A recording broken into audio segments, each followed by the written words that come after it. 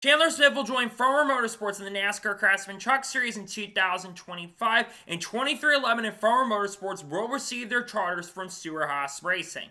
What's going on, guys? It's Daniel, and welcome back to our video. We got some NASCAR and other motorsports race guests here today on the channel. Let's go ahead and just jump straight on those really quickly. We're first going to take a look at a couple paint schemes that have been revealed over the course of the last couple days. Let's go ahead and just jump straight into them. The first paint scheme we're taking a look at is Derrike Cope's 2025 Harrison scheme that we'll see in 4 races in 2025. This scheme looks really, really good in my opinion. I love the colors on it. I think Derrike Cope's team's done a really solid job on the design. Looking forward to seeing on the racetrack for a couple races this upcoming season.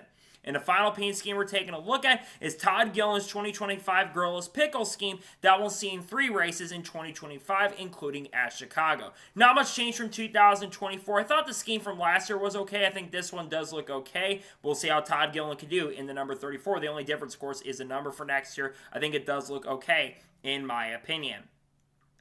And now we're going to go ahead and jump on to the next story of today's episode as we're talking about Texas A&M.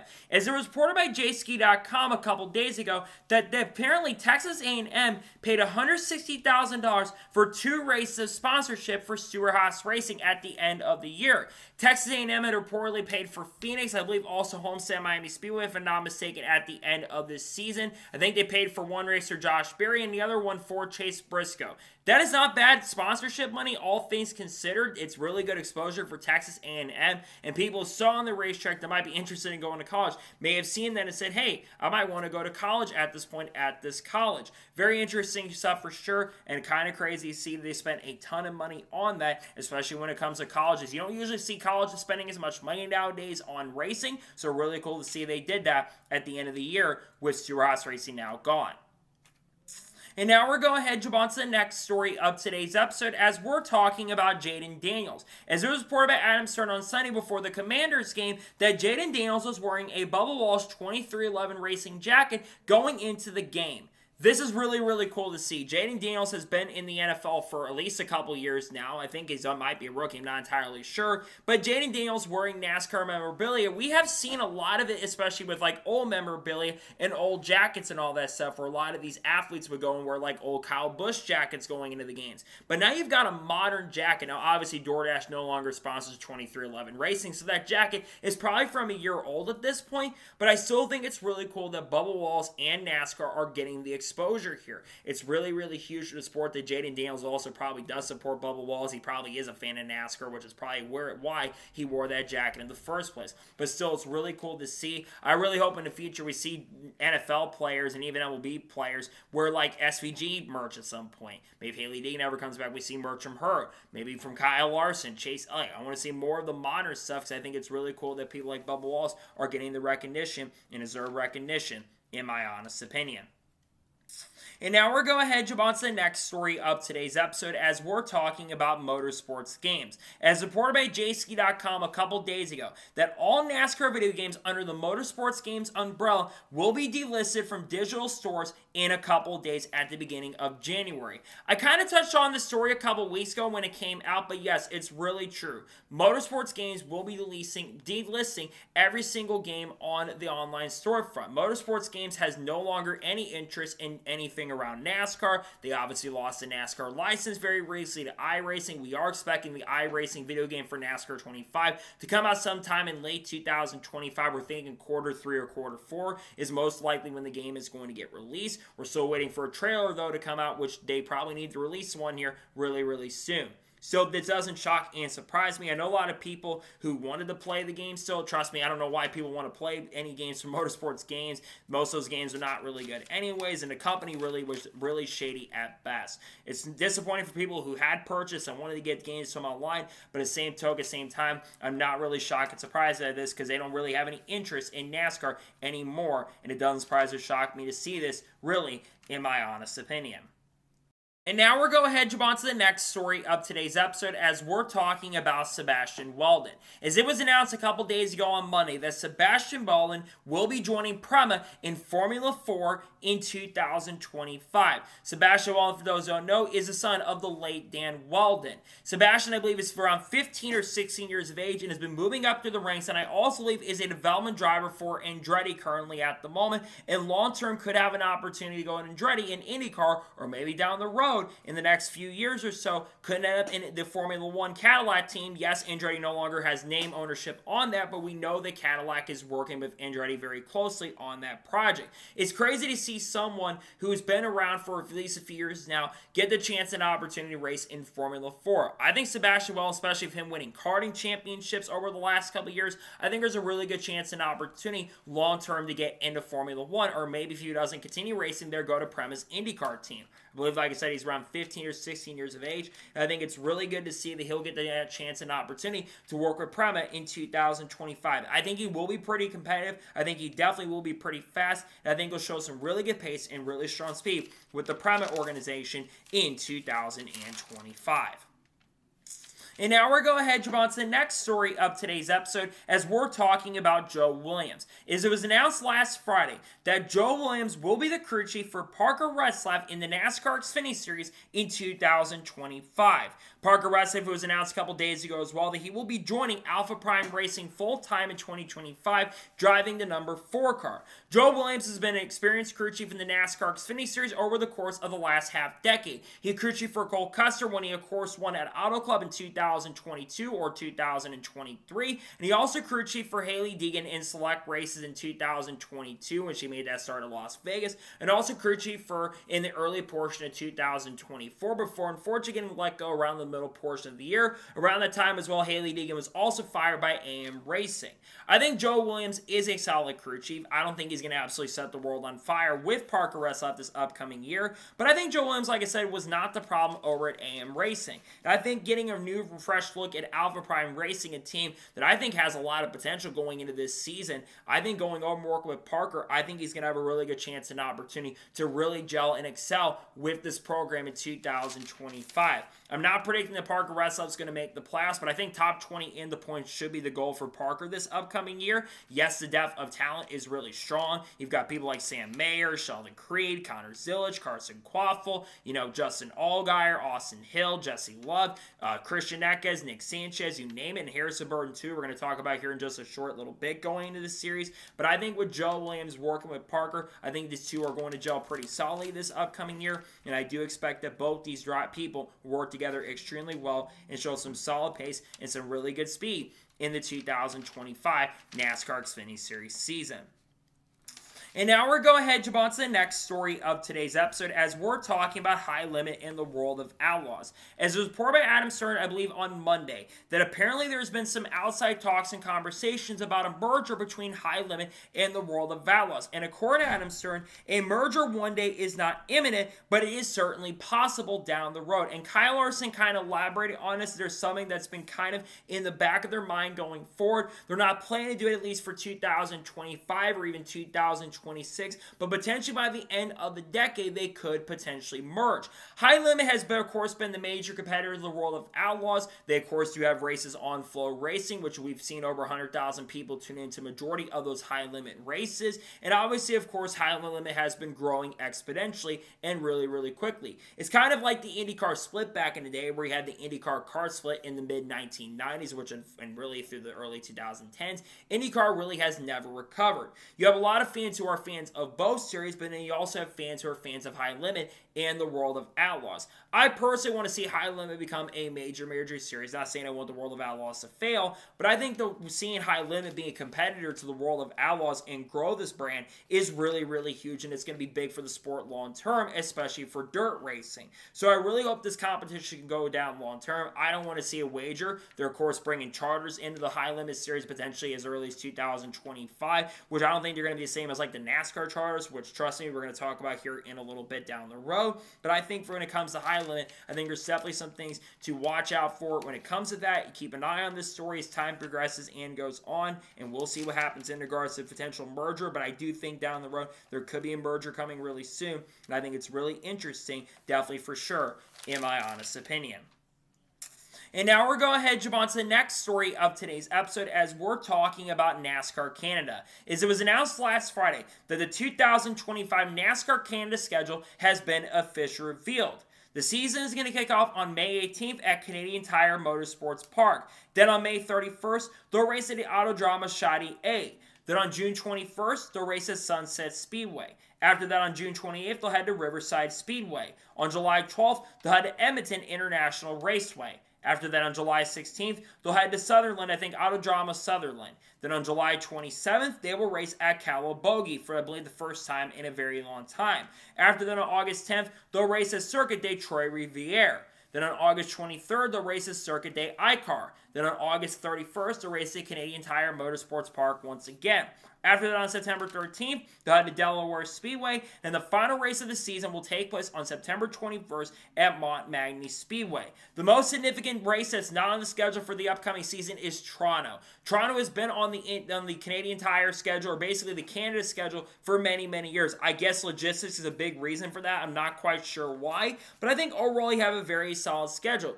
The reason I have to start the season so late is because early in Canada, it does get a lot colder, and you have to wait till a little bit later in the year because it actually can still technically so in the early portion of May. That's why the season usually starts a little bit later in Canada. But I think the schedule is definitely solid for sure. I think there's definitely some pretty big positives, especially with the schedule for 2025. I'm definitely going to try to tune into some races as the year progresses and goes on. Definitely looking forward to the NASCAR Canada season this upcoming year. I definitely think there'll be some strong and pretty fun and really good races in the 2025 season. Really do like the schedule, in my honest opinion. And now we're going ahead and jump on to the next story of today's episode as we're talking about Kasey Kahne. As it was announced last Friday that Kasey Kahne will be returning to the High Limit Series full-time in 2025, driving the number 9 car once again. In 2024, Kasey Kahne once again competed in the High Limit Series as a full-time rookie for the 2024 season. And Kasey Kahne did have some solid numbers, but absolutely did not set the world on fire. He'll be coming back. I think Brad Sweet's team will be back as well. I think he will be working as association, or will be having Kasey Kahne racing back, with Brad Sweet, I believe, also being the driver. Also, of course, and a co-owner of the High Limit Racing Series. Kasey Kahne has not been in NASCAR for a long time, has been competing in dirt races over the course of the last few years. I think his endurance has been going up to the point where Kasey Kahne has shown and has expressed at least a little bit of interest coming back to NASCAR. He kind of expressed interest in early 2023 when he's part of that 75th year thing that NASCAR did at Darlington Raceway during Throwback Weekend. I definitely love to see Kasey Kahne come back and make a few select starts in NASCAR down the road, but it's all going to depend on his health, right? His health is definitely going to be the most important thing. I don't know if he can run like a full 400 or 500 mile race. Like, of course, he can't probably run the Southern 500 or the Coast 600, but what about a road course race? Kasey Kahne was a decent road course racer. I think it'd be cool for him to come back and race for a team like NY Racing down the road. But if he doesn't come back, it is what it is, and I'm glad to see he is finding success in a series like the High Limit Series. I think he could definitely be really, really competitive this upcoming year, and I'm looking forward to see what he can do in 2025, as he will get the chance and opportunity once again to compete in the High Limit Racing Series with his own organization in the 2025 season. We'll see what he can do this upcoming year and upcoming season. And now we're going ahead and jump on to the next story of today's episode as we're talking about Derrike Cope. Now, this is put out by the NASCAR Nostalgia Account, I believe last week or early this week, if I'm not mistaken. And according to them, it sounds like that Derrike Cope could be making a return to NASCAR in some sort of capacity. It sounds like Derrike Cope could be bringing back his own organization that he had for many years in the NASCAR Xfinity Series, and it sounds like they will be headed back to NASCAR Xfinity competition in 2025.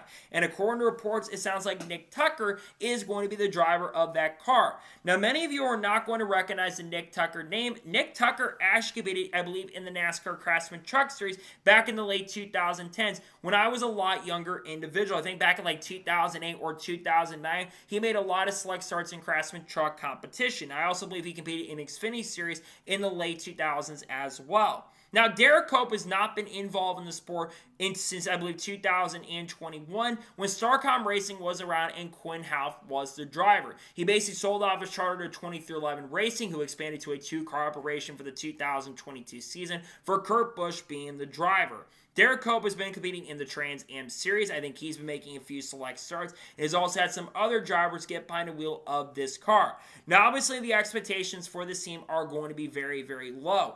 Derrike Cope, of course, we know is not going to be coming back as a driver because, one, Derrike Cope was almost, I think, 60 or 61 years old at this point, so he's probably not going to come back and race as a driver. But I would love to see more competition. My big question is if this team is truly going to be coming back or coming to the sport in 2025. The big question we have to have, how competitive are they going to be? Are they going to be a team that's going to be around the kind of that mid-pack area, or are we realistically expecting it to kind of be like Jayden Racing or Jayden Motorsports, or kind of be that back-of-the-pack team like Joey Gase Motorsports? I'm kind of leaning toward that area, maybe especially with Nick Tucker's experience on road courses. He could be solid on those types of tracks, but outside of that, I'm not really expecting much from this team in 2025.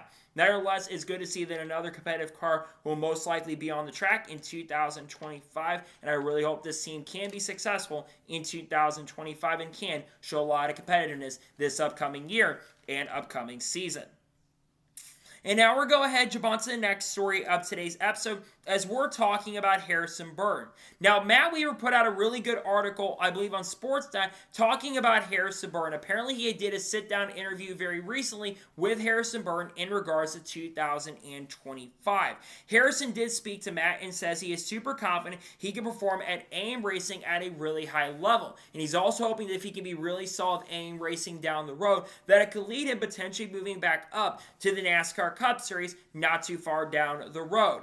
Harrison Burton, we already talked about this quite a bit on the channel, but Harrison Burton will be joining AM Racing and replacing Hailie Deegan in the number 15 car this upcoming season. AM Racing also could be expanding to a two-car operation, and would not be surprised if Lost Allen is going to be that second driver. But going back to Harrison Burton, look, Harrison Burton in my opinion, is not a bad race car driver. I think he definitely was rushed up to the NASCAR Cup Series. He was in no way, shape, or form ready to move up the Cup. The prior driver drove that car, Matt DiBenedetto, was competing for the playoffs the two prior seasons, and he made the playoffs in 2020. Yes, Harrison Burton did win a race, and he did make the playoffs in 2024, but he had one of the worst seasons a driver's had who has made the playoffs in NASCAR Cup history. Now, I think he will going into this year. I do love the confidence from Harrison Burton. Do not get me wrong. And I think it's really good to have confidence. The problem is I just don't see Harrison Burton being like a championship contender. Now, do I think he's going to do better than Hailie Deegan? Yes, absolutely. I think this team is going to get a lot more support. And I think with them having a driver who's been experienced in Cup competition,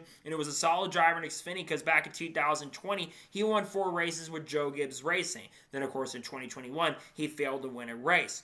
But I think that Harrison Burton will have a solid year. Do I think this leads him back at the Cup? I'm not really sure at this point. I think there's a chance he could make a few select starts with a team like Rick Ware throughout 2025, or maybe if RFK opens up a 4th car in some way, they could do that. But outside of that, I'm not really expecting Harrison Burton to get a lot of Cup starts this year. Again, I think his goal is to ultimately get back up to NASCAR Cup competition, but I really don't know if he's going to have that chance and opportunity to do that, at least for 2026 at this point.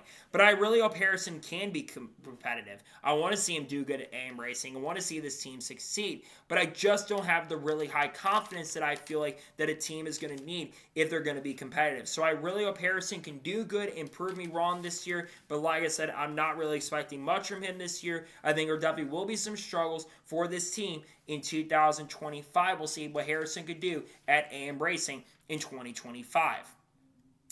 And now we're going to head jump on to the next story of today's episode as we're talking about Young's Motorsports. Now, a couple days ago on Christmas, Young's Motorsports put out a tweet basically thanking Santa, I believe, and also kind of initiating a little bit about their 2025 plans. If you took a look at the photo, you probably saw an old Kurt Busch car, but you also saw the number 42. I can't tell if Lee Honeyman Jr. was on that car. I wasn't exactly sure, or if the name is being blocked out. Now, Young's Motorsports, of course, is competing for the first time full-time in NASCAR Xfinity Series competition with Lee Honeyman. We're not sure, this this is one of the teams that we're kind of unsure at the moment what the plans are for this car in 2025. I do not believe that Young's Motorsports is going to have two cars in the 2025 season. So it sounds like they're going to be a one-car team this year. The big question is, who is going to be the driver? Well, tonight, Leland Honeyman did put a signed tweet, so potentially Leland Honeyman did maybe re-sign with this team. Leland had some decent numbers this past year. He beat Haley Deegan in the Rookie of the Year standings, and he had some decent runs in 2024. Showed a lot of promise and did show a lot of potential. He did get some top 20s, and I think he even scored a top 10 or two throughout the season. So he could potentially be coming back to the team, or maybe sign with another team, who knows. But a driver that I have been hearing is a major candidate for the seat in 2025 is Anthony Alfredo. What I have heard is that Anthony Alfredo and this team may be getting a lot of support from RCR. I know they've mentioned this on Reddit as well, but it sounds like this team may be getting a lot of support from RCR if Anthony Alfredo is going to be the driver. Because remember, Anthony Alfredo is now returning to our Motorsports in 2025 because Chris Wright is going into that seat this year. I think Anthony Alfredo going to the seat, no offense to Leland, but I think Anthony is a better driver than Leland Honeyman. And Anthony, with this team, if they are getting true RCR and ECR support, I really could see this team being an underdog for the playoffs.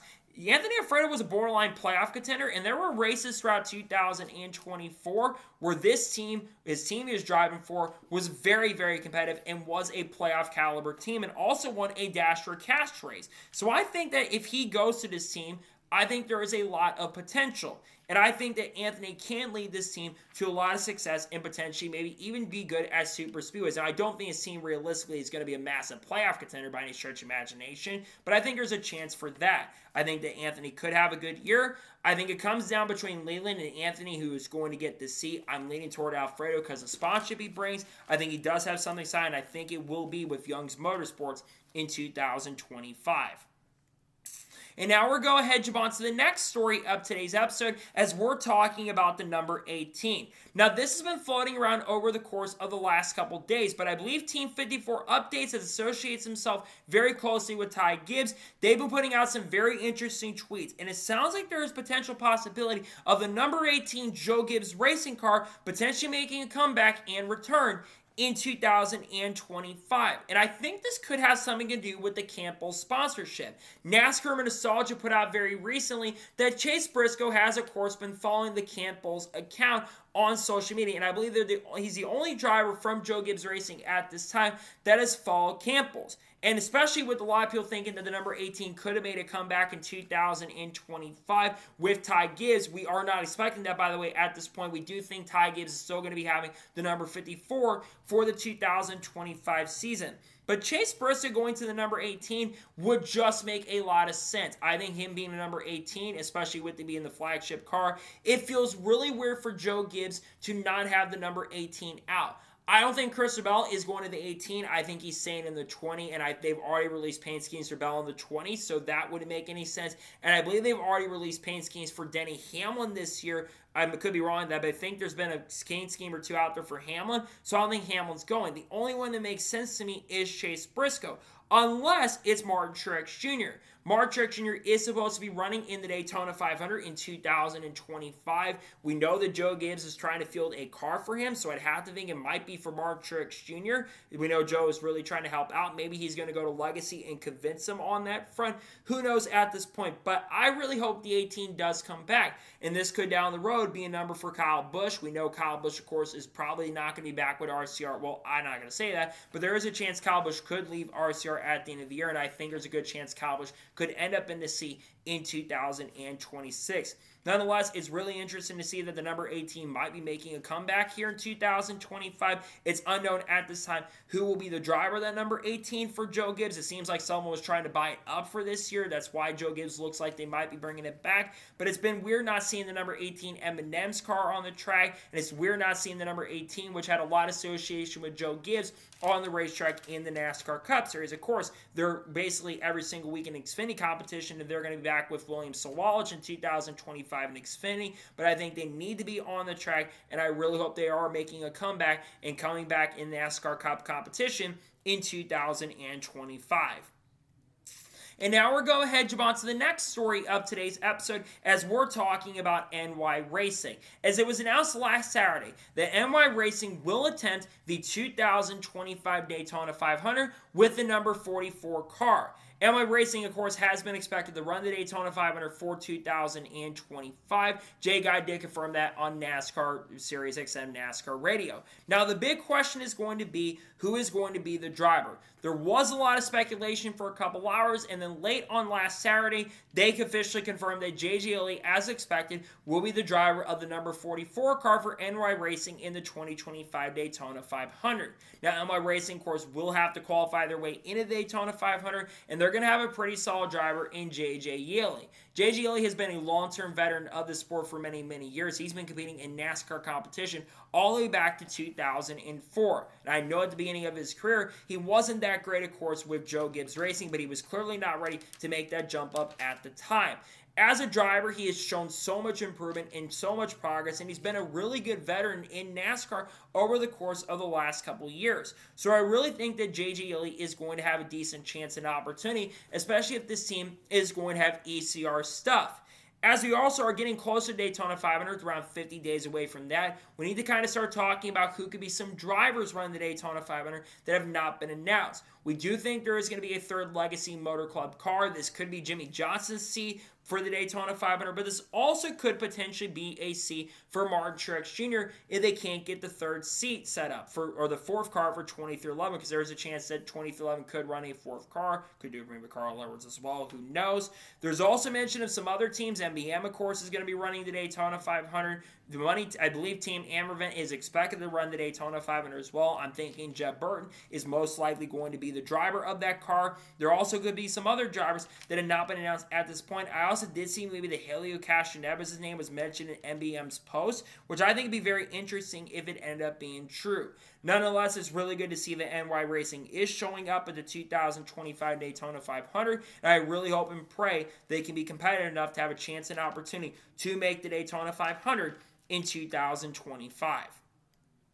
And now we're going ahead, jump on to the next story of today's episode as we're talking about Isabella Robusto. As it was announced last Friday, that Isabella Robusto will be joining Venturi Motorsports full-time in ARCA in 2025, driving a number 55 car. Isabella Robusto, for those who don't know, has been up-and-coming driver over the course of the last few years. And she competed, I believe, full-time in the ARCA West Series in 2024, where she had some really, really standout performances. She competed for a few wins throughout 2024, and she also made select starts in ARCA East and in the main ARCA Series as well. And she had some really strong performances. Won a pole at Kansas, unfortunately crashed early in that event, but she had a couple of really great performances like at Phoenix early in the year, where she finished inside the top 5 and had arguably one of the fastest cars in the middle portion of this season.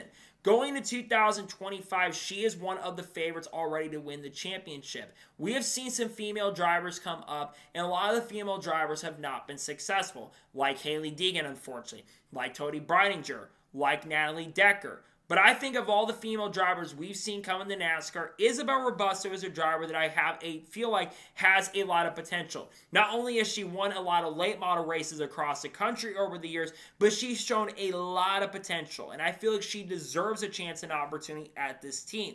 Realistically, I think she has a really good opportunity here to win the 2025 ARCA Championship. But she is going to have a really good person going up against, and that is Brendan Butterbean Queen. Brendan is going to be driving the number 28 car with Pinnacle Racing Group, and I think Brendan is a super talented driver. That is going to be her biggest competition in 2025, but I think she has a really good chance to win as well. Venturi, of course, has struggled, unfortunately, in the last year or so. They haven't won as many races. A lot of it is the talent they have, but Isabella does have a lot of that talent. Now, we do not know who the rest of the drivers are going to be for the team. I have to think Jake Finch is a candidate to go full-time. Sean Hingorani, who, of course, won the ARCA West Championship, is probably going to be a driver for this team this upcoming year. We'll just have to wait and see there. But I'm glad to see that Isabella is getting the chance and opportunity. I think she'll be very competitive. I think she'll be super, super quick, super, super fast, and I'm looking forward to see what she can do in 2025 with this team, and maybe she might have a chance and opportunity to win the ARCA Championship.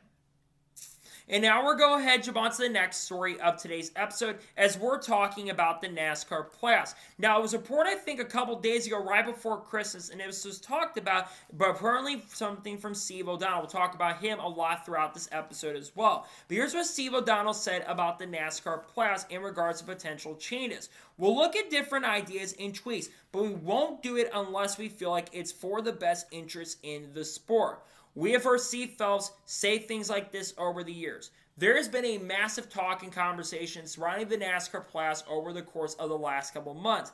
And there was already talk about it after the manipulation that took place at Martinsville, but the talk has been exacerbated and one of the biggest talking points throughout this offseason as, of course, Joey Logano won the championship in 2024, despite the fact that Joey Logano had the worst statistical season for a champion in NASCAR Cup Series history, with only 6 or 7 top 5s and around 11 or 12 top 10s, which is the worst of any champion the sport has ever seen. Yes, he did win 4 races, but he had a 17.11 average finish. And many fans like myself were very, very frustrated with the outcome of the race. Not because fully of the driver who won the race, but because of the fact that Joey Logano was nowhere near deserving of even really making the playoffs in 2024, nevertheless winning the championship.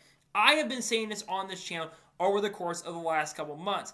I think they should go back to the original chase format, and get rid of winning you're in, but have the stage points and all that come into play. So you have to perform throughout the race, but you also have consistency mattering a lot more. And slim it down from 16 drivers to 12 drivers at the end of the year that make the season. And 10 races to decide the champion, with wins mattering a lot more. Therefore, you're going to have a fair way to crown a champion, and you have a much bigger sample size. I've seen people say we should do a 3-round system or 3 races and do eliminations. I think eliminations cause another major issue that's going to come into play, and that is race manipulation. That was a major issue at the end of the year. And as long as you have eliminations being part of the sport, there's a very good chance and opportunity that race manipulation is going to be a major factor through the time. So I think you've got to get rid of the elimination format and go back to like a chase format where manipulation isn't going to be there. I think that's one of the biggest issues that the system has, and you've had a lot of people who probably should have made the Final Four, like Christopher, Kyle Larson, Chase Elliott, who all should have been in the Final Four this year, who didn't make the Final Four. I think that's what you need to do in order to fix a lot of the issues. Do I think NASCAR is going to do that? No, probably not. But I think for the sport to be in a much better place, in a much better position, you've got to get rid of eliminations, and I'm not sure they're going to do that, in my honest opinion. And now we're going ahead and jump on to the next story of today's episode as we're talking about Saudi Arabia. As there was reported by Adam Stern last Friday that NASCAR could potentially race in Saudi Arabia by the end of the decade, by 2030. Now, Steve O'Donnell did comment on this, saying while it's not official that we could be going to Saudi Arabia, we're also looking to go to different parts of the world by the end of the decade. We're not just exploring Asia, and we're not just exploring Saudi Arabia, but we're also potentially exploring and going to Europe in the next couple of years. This is not the first time we've heard talks and conversations around Saudi Arabia. I believe in late 2024, throughout the NASCAR season, there was a post that was going around talking about the new Qadiyah circuit that is going to be coming into play, I believe, in 2026 or 2027. And one series that was mentioned on there was NASCAR and the NASCAR Cup Series. Now, this Qadiyah circuit has been a big talking point. There's been a lot of talk about the dangers of it, among other things, and Formula One is expected to compete at that track in the 2027 year, replacing, I believe, the Jeddah circuit at that time. Now, obviously, the track does look beautiful in some areas, but also looks like a Mario Kart-style track. Beginning with Saudi Arabia and NASCAR, I personally think of all the countries that NASCAR is looking to go to down the road, Saudi Arabia is one of those countries I have no interest in going to. I don't want to see NASCAR go to Saudi Arabia. I don't care how much money that Saudis would be able to bring. And we know Saudis have a ton of money. I don't want to see NASCAR just get money from people from Saudi Arabia. I just don't want that. There are better countries to go to. But I'm also glad to see that NASCAR is open to going to countries like France, Britain. There's a lot of really good tracks there, like going to Le Mans, for example, like where Garage 56 went. Going to Brands Hatch Circuit. Brands Hatch would definitely be a really good circuit to go to. The racing usually there is really good. You've got Silverstone, which Formula One does put on some pretty solid products at that track. You've got racetracks in Germany like the Nürburgring. That would be definitely something really cool to go to, and go to other tracks across the world. And even if NASCAR ever wanted to go back to Japan, because NASCAR, of course, did have a lot of experience in racing in Japan in the mid to late 1990s, what about bringing Toyomura Motegi back to life? What about Suzuka? What about Tsukuba Circuit? Those are racetracks that I think would be really strong for NASCAR racing as a whole. But going to Saudi Arabia is a no for me. I do not want to see NASCAR go to Saudi Arabia, and I really hope NASCAR doesn't decide to go to Saudi Arabia. I know that they're trying to court NASCAR over there, especially for how much money they can make off it, but I think they would lose a lot of their morals if they would go to Saudi Arabia. I get money is very, very important in the sport, and I think that's one thing that NASCAR will definitely be looking at for sure.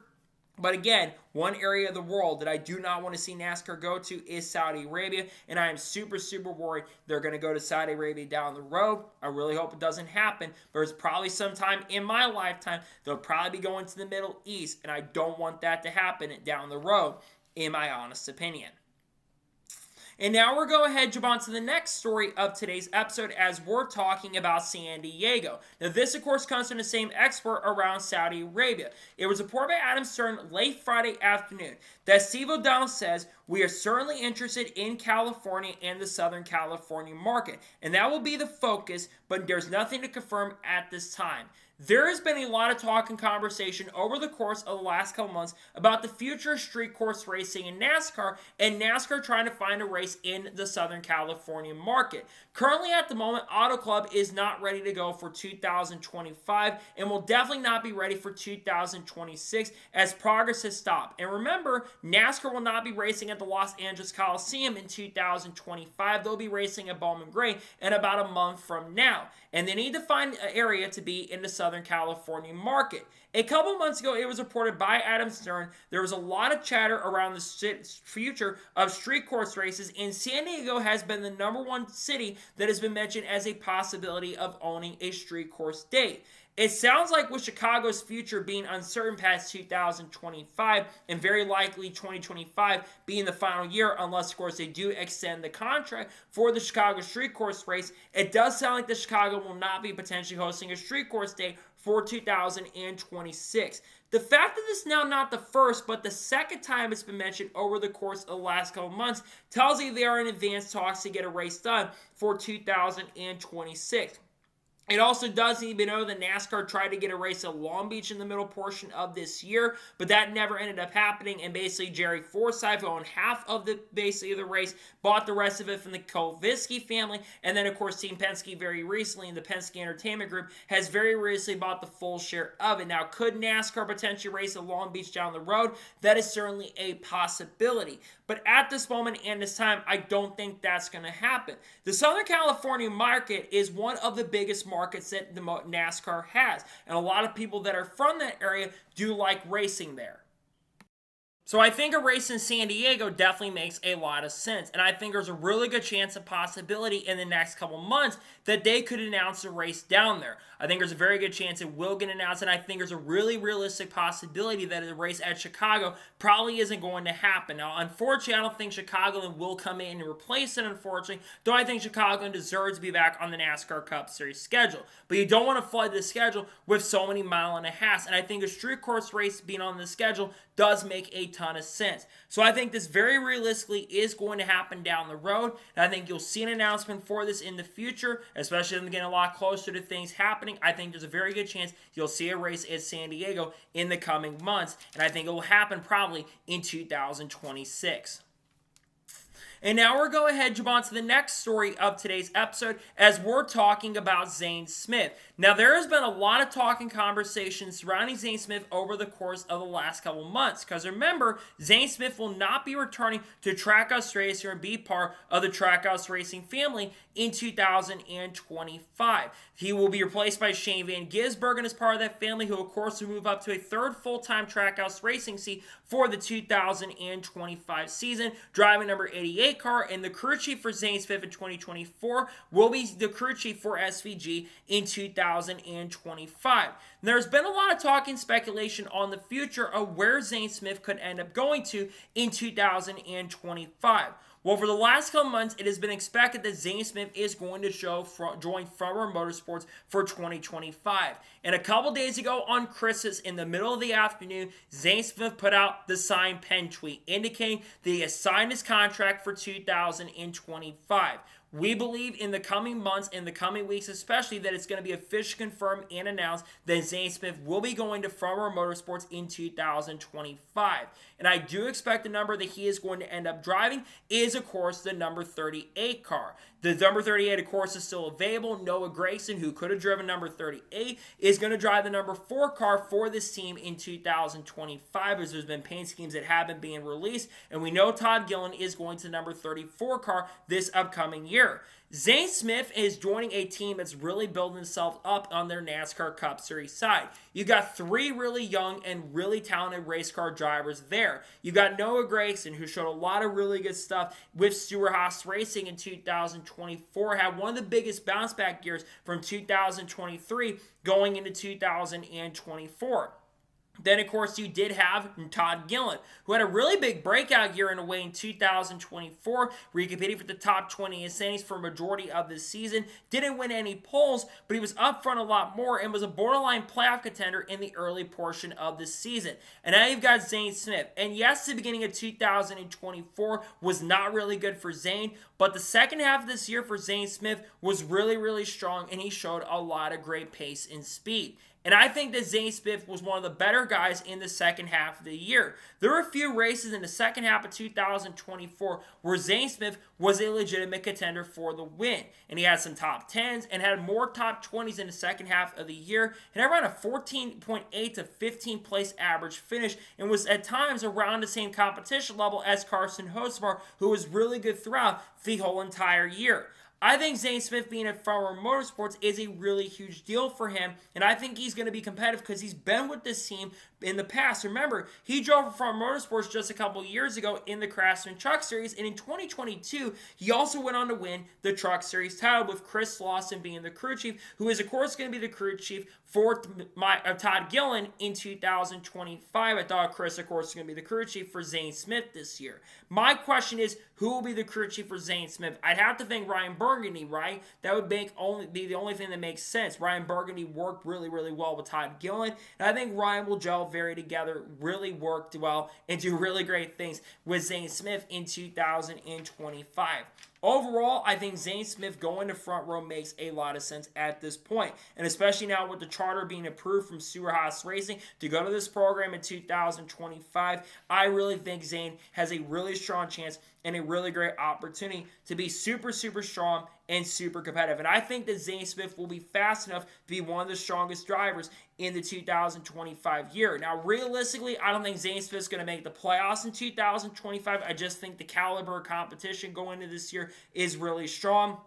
You've got the Trackhouse trio, of course, of Ross Chastain, Daniel Suarez, and Shane Van Gisbergen. The trio of 2311 drivers from Riley Herbst, Bubba Wallace, and Tyler Reddick, who's going to be a championship contender. You've got a lot of really good talent from Spire as well, like Carson Hocevar, Michael McDowell, and Justin Haley. You, of course, got Rick Ware, potentially with Corey LaJoie. You've got Cole Custer, Haas Factory Team, Ricky Stenhouse Jr., Hayek. You've got one of the most competitive NASCAR Cup Series fields we have ever seen. And Front Row is really building their program up to continue being one of those stronger teams in 2025. And I think that Front Row is only getting better, especially with their Tier 1 support. That's why I'm really excited for this team's future, because this team, I remember back in the early 2010s, and this team was a start and park team. They were struggling to make races, failed to qualify a lot of events, and now this is a team that's getting help from Penske, and they're getting a ton of Tier 1 support from Ford. And I realistically think, like I said, that Zane Smith is going to be a really strong threat and a serious contender throughout 2025.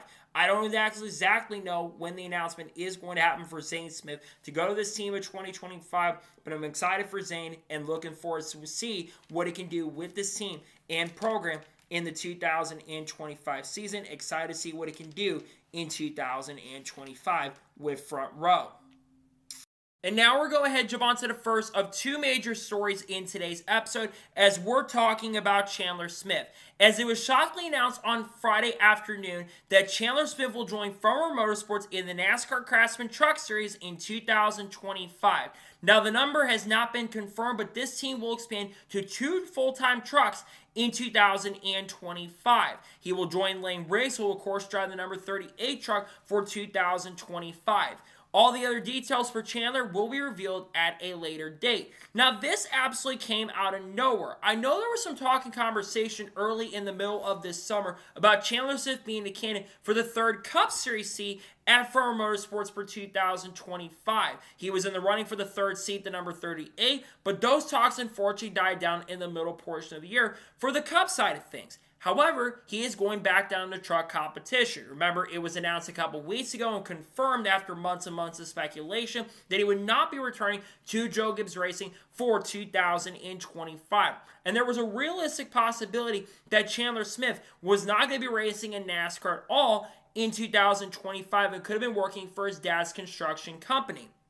Especially considering the fact that Chandler Smith has a family now, that would have not been the best thing, even though Chandler would have definitely been making a lot of money doing construction. There was also a lot of talk and conversation that he was potentially going to go to Retzlaff Racing on a part-time basis in 2025, potentially with their NASCAR Cup team, and also potentially part-time with their Xfinity team for 2025. That obviously is no longer a thing. Now, talking about Chandler Smith going to Front Row Motorsports, this is a fantastic opportunity for Chandler. Is it a downgrade going down from the NASCAR Xfinity Series, going down to trucks? Yes, definitely for sure. But it also could have some positive impact on his career. Number one, he is going to be with a championship caliber team. Farmer Motorsports a few years ago, like I've already mentioned, they of course won the championship with Zane Smith. And in the second half of 2024, Lane Riggs, yes, he missed the playoffs, but in the second half of the year, Lane Riggs was one of the strongest drivers. And he's one of already the favorites to go up against Zane Smith for the truck championship in 2025. And I think realistically, he's going to have a really good chance and opportunity to do that. Now you're bringing a really young and a really talented race car driver like Chandler Smith into this program. I think Chandler is going to be a legit championship contender. When he competed full-time in the Craftsman Truck Series, Chandler was a major championship contender with Kyle Busch Motorsports. Won multiple races in 2021 and also, of course, won a lot of races in 2022. And made the championship 4. And I think that he is going to have a great opportunity here with this team and program. Now, obviously, of course, Chandler Smith did burn some bridges, right? He drove for Collard Racing in 2023 and had a potential gateway to moving up to the NASCAR Cup Series with that team potentially down the road. And unfortunately, burned that bridge to go to Gibbs Racing when he still had a lot of funding. He did lose a lot of that funding and went over there and did win 2 races and was one of the most consistent drivers in 2024. But then, like I said, he lost a lot of that funding and a lot of that sponsorship, and that unfortunately cost him a chance and opportunity to get really, really good seats with Gibbs Racing once again. That's why Williams, Walsh, Taylor Gray, and Brandon Jones ended up being the drivers for that seat and program, was because of the fact those drivers did have the funding, unlike Chandler Smith, who lost a lot of that funding. But I'm glad to see he's getting the chance with Front Row. Now, what are the realistic expectations for Chandler Smith in 2025? Well, number one, I think he'll win a couple races. I think Chandler Smith at least gets 3 victories in 2025, most likely on a lot of the flatter ovals because he's usually really strong on those types of tracks. But I could also see him sneaking a win at road courses, though I don't think he's the best road course racer. But he's also a decent super speedway racer too, so I could see him winning at Atlanta early in the year. I could definitely see him winning at Daytona, especially with Front Row's truck program being really good at super speedways. I think they'll also be really good at the short tracks as well. Lane Riggs proved that in the second half of the year. I also think realistically he will be competing for the regular season title. I don't think he's a full-scale favorite to win the regular season championship, but I think he's got a really good opportunity to get that done. And then finally, of course, I think he'll make the championship 4 pretty easily. I think his biggest competition for that is, of course, going to be his teammate Lane Riggs, Corey Heim, Daniel Hemrick, Roger Carruth, probably Caden Honeycutt, and probably even a couple other guys from Tricon Garage as well. Probably Ben Rhodes and Ty Majeski also are going to be borderline championship contenders this year, like Ty Majeski was this year. I think he will definitely be very competitive on that front as well. I think this also could lead in potentially getting up the Cup down the road, especially if we don't know how long Todd Gilliland's contract is with Front Row in Cup competition. But you also have to remember this too. Chandler Smith is only 22 years old. He is still a very young driver. So he definitely has a lot of time to wait around, and especially wait a couple of years if, let's say, Noah Gragson does struggle in Cup with Front Row, and let's say that Todd Gilliland doesn't stay around long-term with Front Row and goes to a better team like Team Penske or goes to RFK down the road. Maybe this could lead to Chandler Smith getting a chance and opportunity with that program. That could certainly be a possibility for the future. But again, I think Chandler Smith is going to be a championship contender this year. I think he's going to be fast. I think he's going to be super competitive. And I think we're going to see seeing a Chandler Smith and we've been waiting on. I think it's going to be a strong year for him in the 2025 NASCAR Cup Series season. I think it's going to be a great year for him, in trucks I should say. I think it's going to be a very fast and strong season. Looking forward to see what Chandler Smith can do with Front Row 2025. I don't think he's going to need the luck because I think he's going to have a good chance and opportunity to win that title in 2025. And now we're going ahead and jump on to the final major story of today's episode as we're talking about updates from the 2311 and Front Row versus NASCAR lawsuit. There have been a ton of updates in regards to the lawsuit over the course of the last couple days. Let's go back to last week, last Friday. According to Bob Pockers, there is a timetable scheduled in regards to the lawsuit. January 8th is going to be the hearing date for the motion to dismiss. NASCAR about a month or so ago requested that they would be like this lawsuit to be dismissed as a whole. They have filed their lawsuit in regards to that. They basically, not their lawsuit, but they filed their case basically saying the teams are franchisees, considering that, despite the fact that Seatfeld's not too long ago, speaking to Kevin Harvick, I believe on the show that Kevin Harvick did, said that the charters are not franchises, despite the fact now they're arguing that there are franchises and they are franchisees. September 19th is going to be the deadline for discovery. If they do not get the motion to dismiss trial granted, which I don't expect that they are going to get that granted at this point, they will go to discovery, and that is due September 19th. And finally, on December 1st, it will be the deadline for the trial. The judge in this case, Kenneth Bell, wants this trial wrapped up by the end of 2025 and going into 2026. And that's if they can get everything set according to plan. I think that's very unlikely, though, that everything is going to be set and being in a really, really good position there.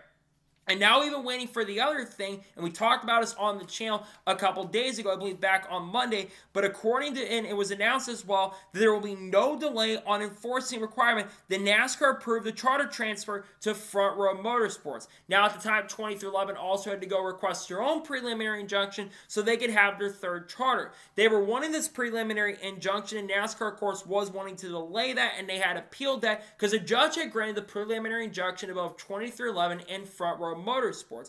But NASCAR did not want them to have the charter transfer go through, and they did not want the teams to get the charter money. They were fine with them getting the charters and competing in every single event, but they didn't want to pay the money, and they wanted the bond as well. Well, the judge said there's no delay, and he continued basically going after NASCAR by calling NASCAR monopoly and monopsony. And the big thing that he said, and this is really, really crucial, is the fact that they said the charter released the claims that they had part of it was not enforceable.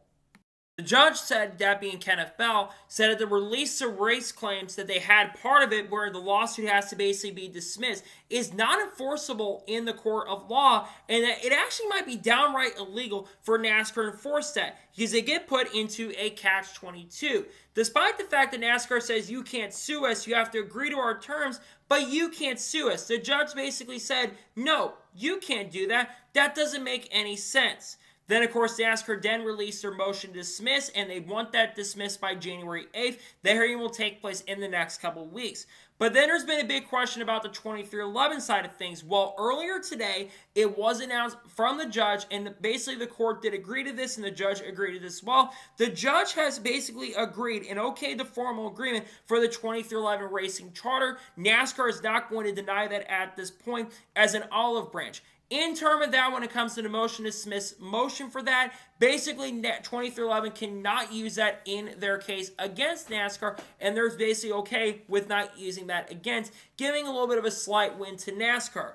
But going back to everything around the lawsuit, especially in the last couple of weeks, remember we talked about this on the channel, there was a change in judges for Kenneth Bell. and Kenneth Bell came into play as a new judge for the 2311 in Front Row Motorsports lawsuit. And it seems like so far currently at the moment that this new judge, Kenneth Bell, is not like Frank Whitney, where he's on the side of the teams. And the teams are definitely winning the lawsuit currently at the moment right now. If NASCAR continues to try to appeal it, which of course they will continue going through the appeal at this point, I think it's going to be very difficult for NASCAR to win this appeal. They keep going in circles at this point.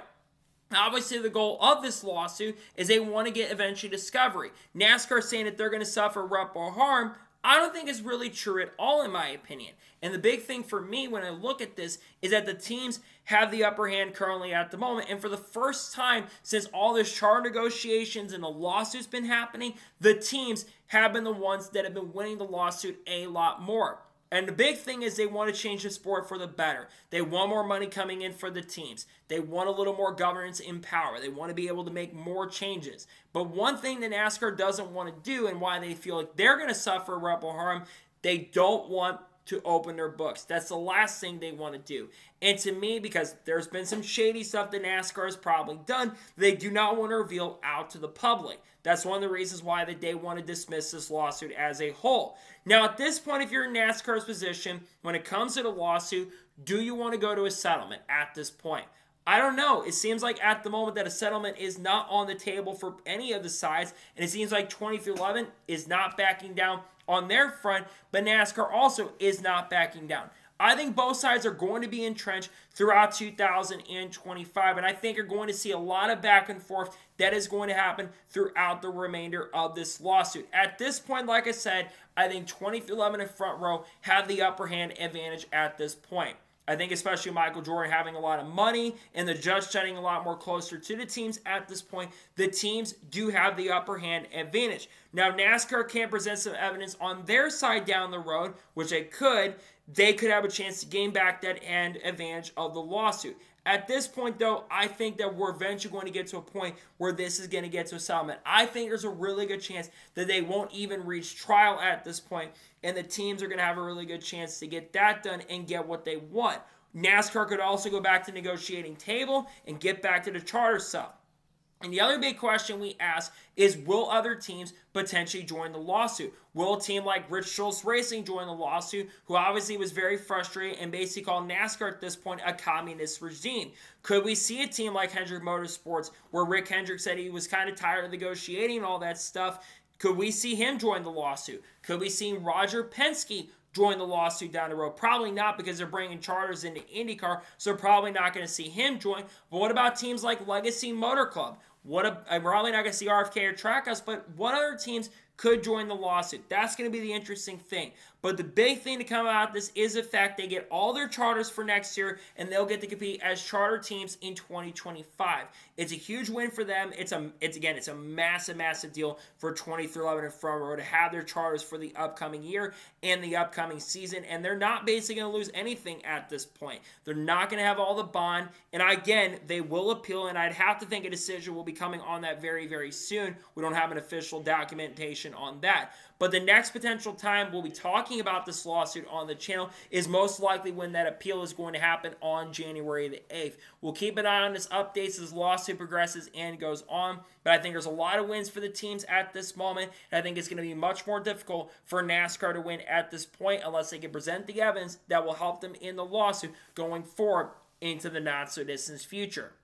So, that is going to be today's long NASCAR news and motorsports news episode. I want to thank you guys for watching. Please subscribe to the channel, notifications on, and if I win a video, it does go live on my channel. Follow me on Twitter, Facebook, and Instagram, and support me on Patreon as well. Listeners and more of that, and comment your thoughts below on today's episode. Who do you think is going to win the lawsuit, 2011 or Front Row or NASCAR? Let me your thoughts in the comments below. And more thoughts about Chandler Smith joining Front Row. Let me your thoughts in the comments below. This probably will be the last full-scale news video that I do where I recap a lot of the news that I haven't covered on the channel and throughout the rest of the year. Tomorrow on the channel, you're likely going to see the Truck Series playoff predictions for 2025. Sunday, you're going to see an updated look at the Daytona 500 entry list for 2025. Monday, I'm not quite sure what's coming out yet. Tuesday is going to be the thank you video for 2024, and then Wednesday is going to be the goals video for 2025. We'll be talking about people like Haley Dean, Connor Zillich, Shane Van Gisbergen, Carl Edwards, Kurt Busch, Bubba Walsh, Chandler Smith, Eric Almirola, Chase Elliott, Kyle Busch, all that stuff on the channel